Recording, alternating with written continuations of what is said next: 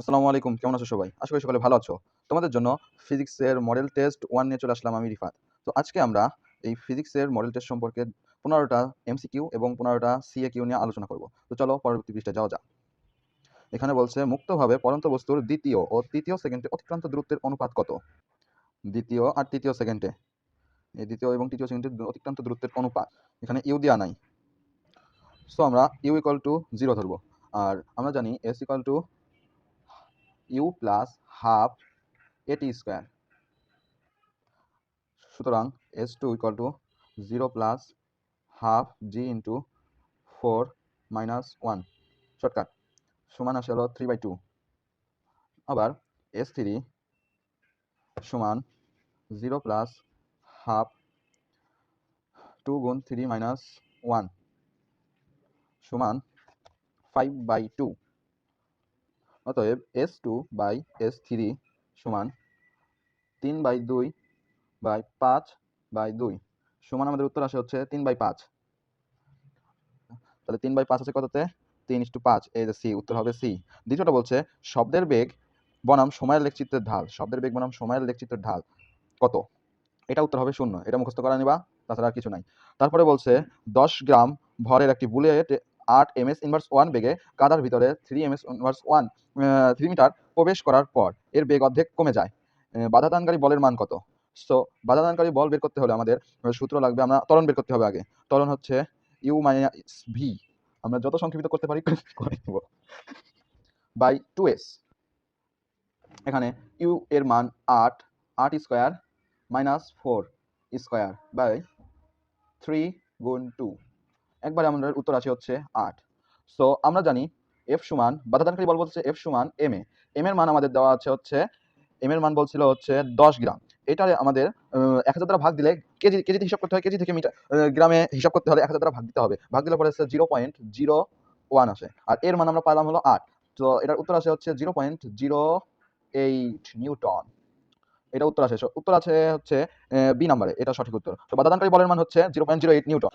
পরবর্তীতে কি বললো? একটা ধাতব বল 5 মিটার উচ্চতা পরে একটি স্প্রিং এর কি পরিমাণ সংকোচন ঘটবে? 5 মিটার উচ্চতা হতে পরে স্প্রিং এর কি পরিমাণ সংকোচন ঘটবে? যেখানে স্প্রিং এর ধ্রুবক দেওয়া আছে কে এর মান 100 metre inverse 1 metre inverse 2 sorry metre inverse 2, ধাতব বলের ভর m সমান 4 কেজি, অভিকর্ষ ত্বরণ g সমান 10 ms ইনভার্স 2 দেওয়া আছে। তো আমাদের এখানে বের করতে হবে স্প্রিংটা কি পরিমাণ সংকুচিত হলো। এই সংকুচিত স্থান আমরা জানি বিভব শক্তি mgh ইকুয়াল টু, মানে এটা বিভব শক্তি, এটা সমান আমরা জানি স্প্রিং এর ধ্রুবকের জন্য হাফ কে এক্স স্কয়ার। কলমে কাজ করে না, বা 2mgh ইকুয়াল টু লেখা যায় কে এক্স স্কয়ার। তারপরে লেখা যায় 2mgh বাই কে সমান এক্স স্কয়ার, বা বা এক্স স্কয়ার ইকুয়াল টু, এখানে এক্স হবে না, এক্স স্কয়ার হবে না, x square sorry x equal to root 2mgh by k. অতএব x ইকুয়াল টু 2। সো এখানে 2 আছে হচ্ছে বি নাম্বারে। অতএব স্প্রিং এর সংকোচন ঘটবে 2 মিটার। পরবর্তীটাতে বলছে 27 সেন্টিমিটার প্লাস মাইনাস 0.2 সেন্টিমিটার দৈর্ঘ্যের দণ্ডের প্রকৃত দৈর্ঘ্য কত? 5 এর উত্তর হবে হচ্ছে বি, 26.8 সেন্টিমিটার মাইনাস 27.2 সেন্টিমিটার। তারপরে বলছে থেলিস কোন পদার্থের চৌম্বক ধর্ম সম্পর্কে জানতেন? ম্যাগনেটাইট, এটা হবে না, হবে হচ্ছে লর্ডস্টোন, এটা সঠিক উত্তর হবে। কারণ থেলিস পদার্থের লর্ডস্টোনের চৌম্বক ধর্ম সম্পর্কে হচ্ছে জানতো। পরবর্তীতে বলছে 15 ms ইনভার্স 1 বেগে চলন্ত গাড়ি এত সেকেন্ড যাবত 4 ms ইনভার্স 2 ত্বরণ প্রয়োগ করলে শেষ বেগ কত হবে? শেষ বেগ আমাদের ভি চাইছে, ভি সমান হোয়াট? আমরা জানি ভি সমান ইউ প্লাস এ টি সমান, উত্তর আসে এখানে আছে হচ্ছে 15 আছে, 15 আর এত সেকেন্ড আর এত ত্বরণ দেওয়া আছে, এ দেওয়া আছে, সময় দেওয়া আছে, ইউ দেওয়া আছে। সো উত্তর আসে হচ্ছে, হিসাব করলে আসে 35। 35 আছে হচ্ছে এ নাম্বারে, উত্তর হবে এ। সো তো শেষ বেগ হবে হচ্ছে 35 metre inverse 1 metre per second. 1 HP সমান কত ওয়াট? এটা ক্যালকুলেটর দিয়েও বের করতে পারবা অথবা মুখস্থ রাখতে পারো। 1 এইচপি সমান হচ্ছে 746 ওয়াট। এটা তোমরা হিসাব করে বের করতে পারো, এটা হচ্ছে উত্তর হবে 5 কেজি ভরের কোনো বস্তু, 5 কেজি ভরের বস্তুকে অনুভূমিকভাবে 2 মিটার সরানো হলো, অভিকর্ষ বল দ্বারা কৃত কাজ কত হবে? এখানে আমাদের অভিকর্ষ বল দ্বারা কৃত কাজের পরিমাণ চেয়েছে। সো আমরা এখানে জানি এফ ও এস এর মধ্যবর্তী কোণ 90 ডিগ্রি, আমরা এটা জানি। সুতরাং কৃত কাজ সমান লেখা যায় F S cos 90 degree, F S cos 90 degree, cos 90 degree আর এফ এস এর মান বসালে উত্তর আসে হচ্ছে 0। এখানে 0 আসে হচ্ছে সি তে, এটা উত্তর হবে। পরবর্তীতে বলছে 100 জুল গতিশক্তির কোনো বলের ভর 2 কেজি হলে ভরবেগ কত হবে? আমাদের ভরবেগ চাইছে, আমরা জানি ভর আর বেগের গুণফল হচ্ছে ভরবেগ। সো ভরবেগ বের করতে হলে আমাদের হচ্ছে এখানে 100 জুল দেওয়া আছে আর হচ্ছে 2 কেজি দেওয়া আছে। এখানে বের করা লাগবে হচ্ছে ভরবেগ। ভরবেগ বের করতে হলে আমাদের আগে বের করতে হবে ইকে সমান পি স্কোয়ার বাই 2m। এটার মান আসে হচ্ছে 20 কেজি এম এস ইনভার্স 1। উত্তর আছে হচ্ছে এখানে 20 আছে, এই যে এটা বি, 10-এর বি উত্তর হবে। পরিবাহকত্বের একক কত? এটা তোমাদের মনে রাখা লাগবে। পরিবাহকত্বের একক হচ্ছে ওম এম হোল ইনভার্স 1, অর্থাৎ ohm inverse 1 into m inverse 1।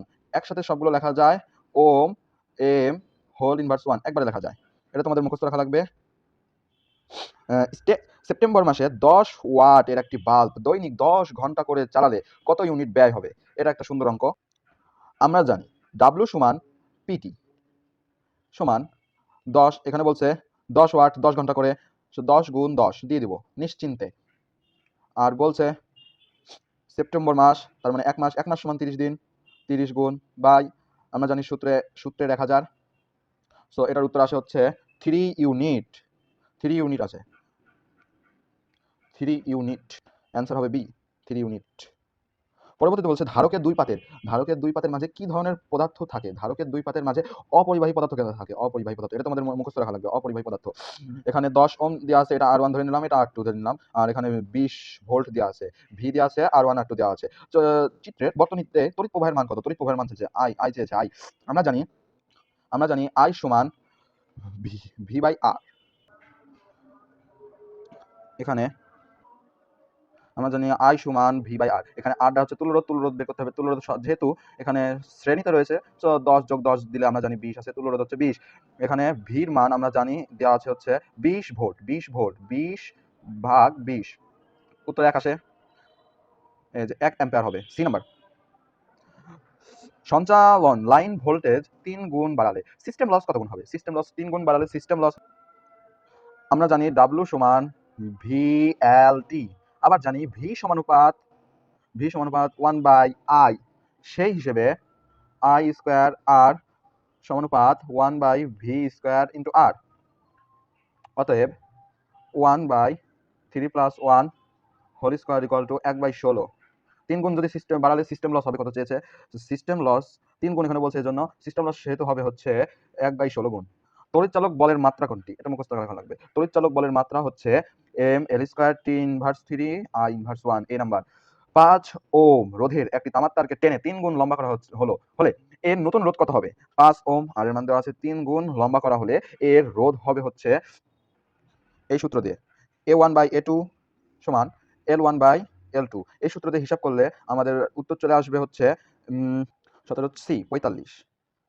পরবর্তীতে বলছে কোনটি অপরিবাহী পদার্থ? অপরিবাহী পদার্থ কোনটি? এটা আমরা জানি, মুখস্থ রাখা। অপরিবাহী পদার্থ জার্মেনিয়াম তো অর্ধপরিবাহী, রূপা পরিবাহী, অ্যালুমিনিয়ামও পরিবাহী, কাঁচ হচ্ছে অর্ধপরিবাহী। এটা তো দেখে বোঝা যাচ্ছে কাঁচ হচ্ছে অর্ধপরিবাহী। উত্তল দর্পণের জন্য কোনটি সঠিক? উত্তল দর্পণের জন্য অভিসারী দর্পণ, অপসারী দর্পণ, বিম্ব বাস্তব, উত্তল পৃষ্ঠে পাড়া লাগানো হয়। উত্তর হবে হচ্ছে অপসারী দর্পণ। উত্তল দর্পণের জন্য হচ্ছে অপসারী দর্পণের প্রয়োজন হয়, এটা তোমরা মনে রাখবা। পরবর্তী বলছে 5 মিটার দৈর্ঘ্যের কোনো একটি বস্তুর বিবর্তন 2 পাওয়া গেল। উদ্দীপকে ব্যবহৃত হয়েছে উত্তল দর্পণ, অবতল দর্পণ। অবতল 2বার অবতল ব্যবহার করেছে, সমতল দর্পণ, উত্তল, অবতল, সমতল আর হচ্ছে অবতল। এটা লেন্স দেওয়া আছে, এটা দর্পণ, অবতল লেন্স, অবতল দর্পণ, উত্তল দর্পণ, সমতল দর্পণ। এটার উত্তর হবে হচ্ছে অবতল দর্পণ, অবতল লেন্স না কিন্তু, অবতল দর্পণ উত্তর হবে, এটা বি। যেহেতু 5 মিটার দৈর্ঘ্যের একটি বস্তুর বিবর্তন 2 দেওয়া আছে, সুতরাং এটা অবতল দর্পণের কাজ করে। প্রতিবিম্বের দৈর্ঘ্য কত? প্রতিবিম্বের দৈর্ঘ্য হচ্ছে 10 মিটার। যেহেতু বিবর্তন 2 দেওয়া আছে আর 5 মিটার দৈর্ঘ্য দেওয়া আছে, সুতরাং এই প্রতিবিম্বের দৈর্ঘ্য হবে হচ্ছে 10 মিটার। পরবর্তীতে বলছে ধ্রুব ভরের ক্ষেত্রে আয়তন ও ঘনত্বের সম্পর্ক কোনটি? এইটা একটা দেওয়া আছে, এইটা একটা দেওয়া আছে, এটা একটা দেওয়া আছে, এটা একটা দেওয়া আছে। আমরা জানি rho equal to m by v, বা rho v equal to m, এটা হলো কনস্ট্যান্ট। সুতরাং আমরা যদি চিত্রটা আঁকি, এটা হচ্ছে রো রো উপরের দিকে গেছে আর হচ্ছে ভি হচ্ছে নিচের দিকে গেছে, তো চিত্রটা এইভাবে হয়। এটা আছে হচ্ছে সি তে, উত্তর হবে হচ্ছে সি। ধ্রুব ভরের আয়তন আর ঘনত্বের সম্পর্ক হচ্ছে এইটা। তারপরে ডুবন্ত অবস্থায় লোহার বালতি সহজেই টেনে তোলা যায়, কিন্তু পানির উপরে টেনে তুলতে কষ্ট হয়। ডুবন্ত অবস্থায় লোহার বালতি সহজেই টেনে তোলা যায়, কিন্তু উপরে টেনে তুলতে কষ্ট হয়। কারণটা কি? 3টা অপশন দেওয়া আছে, 3টা অপশন বের করতে হবে আমাদের। পানির উপর বালতির ওজন প্রকৃত ওজন, পানির উপর বালতির ওজন ডুবন্ত অবস্থার চেয়ে কম, ডুবন্ত অবস্থায় প্লবতার কারণে বালতির ওজন কম মনে হয়। এটা উত্তর হবে হচ্ছে, আমরা যদি হিসাব করি, পানির উপর বালতির ওজন প্রকৃত ওজন, এটা মানা যায়। আর হচ্ছে পানির উপর বালতির ওজন ডুবন্ত অবস্থার চেয়ে কম, এটা মানা যায় না। তো একটা না হলে আর বাকি দুইটা হবে, সে উত্তর হবে বি। শব্দানুভূতির স্থায়িত্বকাল, এটা তো মুখস্থ মান 0.1 সেকেন্ড, সি। তরঙ্গের ভেতর দিয়ে প্রবাহিত শক্তির সাথে বিস্তারের সম্পর্ক, খুবই সুন্দর একটা প্রশ্ন। তরঙ্গের ভেতর দিয়ে প্রবাহিত শক্তির সাথে বিস্তারের সম্পর্ক হচ্ছে বর্গের সমানুপাতিক, এটা তোমাদের মুখস্থ রাখা লাগবে। তরঙ্গের ভেতর দিয়ে প্রবাহিত যে শক্তি, তরঙ্গের ভিতর দিয়ে যে শক্তি যায়, এই শক্তিটা যে বিস্তার আছে, এই বিস্তারের বর্গের সমানুপাতিক, মানে এটা যা হবে বিস্তারের বর্গের সাথে সমানুপাতিক হবে। তো এখন এসে কি আমরা সলভ করব। একটা বস্তুর বেগ বনাম সময়ের লেখচিত্র এক্স অক্ষের সমান্তরাল আছে। তো বস্তুর প্রারম্ভিক বেগ 5 m/s1 হলে 5 সেকেন্ড পর বেগ কত হবে? সমবেগ হবে, কারণ বস্তুটির বেগ বনাম সময়ের লেখচিত্র এক্স অক্ষের সমান্তরালে বলে বস্তুটি সমবেগে চলছে। একটা গেল, এটা সমবেগ। 10 নিউটন বলের 10 নিউটন বস্তুকে 1 সেকেন্ড এ 5 মিটার উচ্চতায় উঠানোর জন্য 100 ওয়াট মোটর ব্যবহৃত হলে দক্ষতা কত, অর্থাৎ কর্মদক্ষতা কত? কর্মদক্ষতা দিচ্ছে, আমরা জানি কর্মদক্ষতা eta equal to P inverse by P prime by P গুণ 100%। এইটা সমান আবার লেখা যায় M G H by T. এরপরে মান বসাই দিলে উত্তর আসবে হচ্ছে 50%।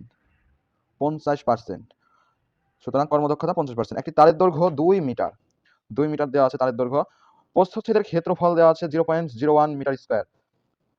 রোধ দেওয়া আছে 100 ওহম হলে আপেক্ষিক রোধ কত? আপেক্ষিক রোধ চাইছে। আপেক্ষিক রোধ বের করতে হলে আমাদেরকে, আমরা জানি rho equal to R A by L, এখানে মান বসাই দিলে হয়ে গেল। রোধ দেওয়া আছে 100 আর হচ্ছে ওই এর মান দেওয়া আছে হচ্ছে 0.01 আর এল এর মান দেওয়া আছে 2, উত্তর আসে হচ্ছে 0.5 ওম মিটার। এটা হচ্ছে 5 ওম মিটার হবে। একটি হিটারের তড়িৎ প্রবাহ 5 অ্যাম্পিয়ার, হিটারের তড়িৎ প্রবাহ দেওয়া আছে 5 অ্যাম্পিয়ার। তারপরে রোধ দেওয়া আছে 8 ওহম হলে 100 জুল তাপ উৎপন্ন হতে কত সময় লাগবে? 100 জুল তাপ উৎপন্ন হতে যে সময় প্রয়োজন সেটা বের করতে হলে দরকার W সমান I স্কয়ার RT, বা 1000 সমান 5 স্কয়ার গুণ 8 গুণ T, বা T সমান 5 সেকেন্ড।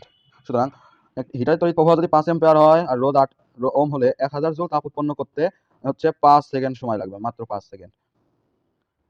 এত সমান এত এর মাত্রা হচ্ছে M L square T inverse 2, এটা মুখস্থ, M L square T inverse 2। পরবর্তীতে বলা হয়েছে হচ্ছে 36 কিলোমিটার পার আওয়ার বেগে চলন্ত গাড়ির ব্রেক কষে এত মিটারে গাড়িটির ত্বরণ কত?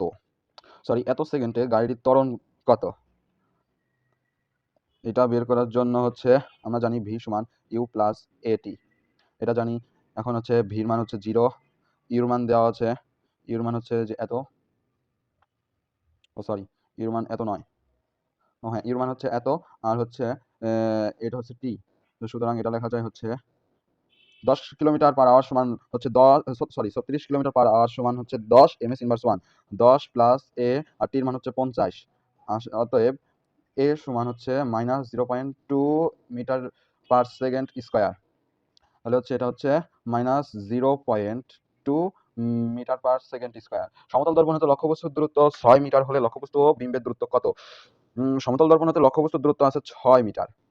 অতএব বিম্বের দূরত্ব 6 মিটার, কিন্তু বিপরীত পাশে, তাই লক্ষ্যবস্তু ও বিম্বের দূরত্ব 6 + 6 হবে। তাহলে উত্তর আসে হলো 12। হুকের সূত্র হচ্ছে স্থিতিস্থাপক সীমার মধ্যে পীড়ন বিকৃতির সমানুপাতিক, অর্থাৎ পীড়ন সমানুপাত হচ্ছে বিকৃতি। আমরা শর্টকাটে লিখলাম। রৈখিক স্কেল পাঠে 4 mm এবং বৃত্তাকার স্কেলের ভাগ সংখ্যা হচ্ছে 50 হলে তারের ব্যাস কত mm? লঘিষ্ঠ গণন যেখানে দেওয়া আছে হচ্ছে লঘিষ্ঠ গণন দেওয়া আছে 0.01। এটা হচ্ছে তারের ব্যাস বের করতে হবে। তারের ব্যাস বের করতে হলে আমাদের দিতে হবে ব্যাস সমান 4 + 50 গুণ 0.01 mm সমান উত্তর আছে হচ্ছে 4.5 mm। তাহলে এটা হচ্ছে 4.5 mm। নির্দিষ্ট ভরের বস্তুর গতিশক্তি 4 গুণ হলে বেগ কত গুণ হবে? 4 গুণ হলে বেগ হবে হচ্ছে 2। কেমনে? আমরা জানি E সমান হাফ mv স্কয়ার। E সমান যদি হাফ mv স্কয়ার হয়, 4E সমান হাফ mv স্কয়ার, বা 4 গুণ হাফ mv স্কয়ার দিলে হচ্ছে v1 এর মান হচ্ছে 4v2, অতএব v1 হচ্ছে 2v। সুতরাং এটা হচ্ছে 2 গুণ বাড়বে। বৈদ্যুতিক পাখার শক্তির রূপান্তর সঠিক ক্রম। বৈদ্যুতিক পাখার সঠিক ক্রম হচ্ছে শক্তির রূপান্তরের সঠিক ক্রম। বৈদ্যুতিক শক্তি প্রথমে আমরা দিলাম বৈদ্যুতিক শক্তি, তারপরে হচ্ছে চৌম্বক শক্তি, চৌম্বক শক্তিটা সি দিয়ে লিখলাম সংক্ষেপে। চৌম্বক শক্তি, তারপরে হচ্ছে যান্ত্রিক শক্তি, জে দিয়ে লিখলাম। যান্ত্রিক শক্তি, তারপরে হচ্ছে তাপ শক্তি, টি দিয়ে লিখলাম তাপ। সুতরাং প্রথমে হচ্ছে বৈদ্যুতিক পাখার হচ্ছে বৈদ্যুতিক শক্তি, তারপরে হচ্ছে চৌম্বক শক্তি, তারপরে হচ্ছে যান্ত্রিক শক্তি, তারপরে হচ্ছে তাপ শক্তি, তারপরে হচ্ছে বলছে হচ্ছে বা 12 নম্বরে হচ্ছে এ ও বি সুরশলাকা দুইটির বাতাসে কম্পাঙ্ক যথাক্রমে 16 হার্জ আর হচ্ছে 4 হার্জ, এই দুইটা দেওয়া আছে। এ ও বি সুরশলাকার দুইটির বাতাসে উৎপন্ন তরঙ্গের দৈর্ঘ্যের অনুপাত, উৎপন্ন তরঙ্গের দৈর্ঘ্যের আমরা জানি ভি সমান এফ ল্যামডা জানি। এখানে আছে হচ্ছে F1 আর হলো F2 দেওয়া আছে, বা লেখা λ1/λ2 = F1/F2 সমান মান আছে হচ্ছে 16 আর 4। আমরা 4 আর 16 দিলাম, এটা 16 হবে। এটা মান দেওয়া আছে, এটার উত্তর আসে হচ্ছে 1:4। 1:4 এটা হচ্ছে উত্তর। যদি নদীর প্রস্থ 50 মিটার এবং বায়ুতে শব্দের বেগ 50 m/s হয়, তবে নদীর এক পারে দাঁড়িয়ে শব্দ উৎপন্ন করলে প্রতিধ্বনি শুনতে কত সময় হবে? নদীর ঠিক অপর প্রান্তে একটি পাহাড় অবস্থিত।